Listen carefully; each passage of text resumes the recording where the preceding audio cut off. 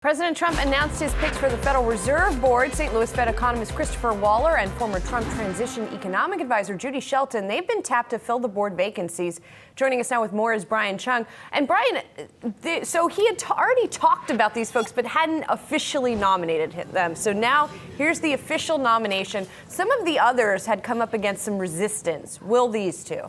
Yeah, well, this is President Trump's third attempt in trying to fill the last two remaining seats at the Board of Governors of the Federal Reserve System. This is in Washington, D.C. These are big roles, but as you'll recall, he nominated the likes of Steve Moore and also Herman Cain in the past, but this is his latest pair that he would like to get nominated to the Fed. That's Chris Waller. He's a St. Louis Fed economist, and then former Trump transition economic advisor Judy Shelton. Both of these individuals are names that he had already announced via Twitter in July of last year, but the actual nominations weren't formally sent to the Senate until last night, which means that this will officially kick off the process to get them nominated. A few things worth noting, though. First is that the Senate is obviously tied up with a number of other things right now, like the impeachment hearings, and then there's also the fact that this Senate will adjourn at the end of this particular Congress, with the election coming up in November. So not much time for the Senate to actually do this. The Federal Reserve has floated by with a number of vacancies before, but there's also a weird technicality that could trip both Waller and Shelton up. There's a map that I believe we have of the Federal Reserve districts. There's 12 of them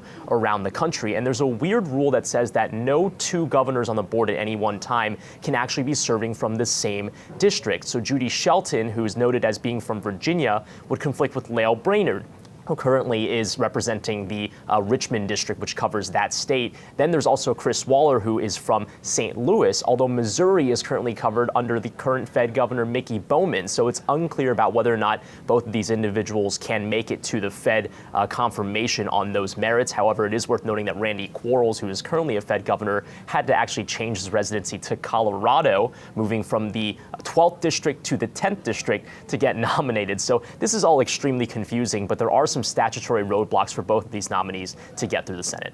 Brian, I want to shift gears from the Fed to the Treasury Department because what's old is new again. We're talking about 20-year bonds. Help us understand why Treasury is going to issue these and what it means. Well, this is really all about the voracious appetite for U.S. government debt. As we've seen the U.S. debt continue to balloon, the Treasury has seen that maybe there's a strong demand to create new bonds that hadn't existed for quite some time. Hence is why the U.S. Treasury would like to issue a 20-year bond beginning in by around the first half of 2020. Now, this is not a new thing per se. They did have a 20-year bond, but they did discontinue it in 1986. But by creating this new category, the U.S. Treasury hopes that it can really capitalize off of that strong interest in U.S. government debt. Keep in mind, the Treasury at one point also thought about a 100-year bond, although it's unsure if they're actually going to pursue that going forward. And in 1986, the top song was from Berlin, Take My Breath Away. That's how long Some time ago. was. Yes. Hey investors, Zach Guzman here. Are you interested in learning more about the markets and getting the latest financial news? Well, then click right here to subscribe to our Yahoo Finance YouTube channel. Get the latest up-to-the-minute market analysis, big interviews in the world of finance, and information on how to manage your money every day wherever you are.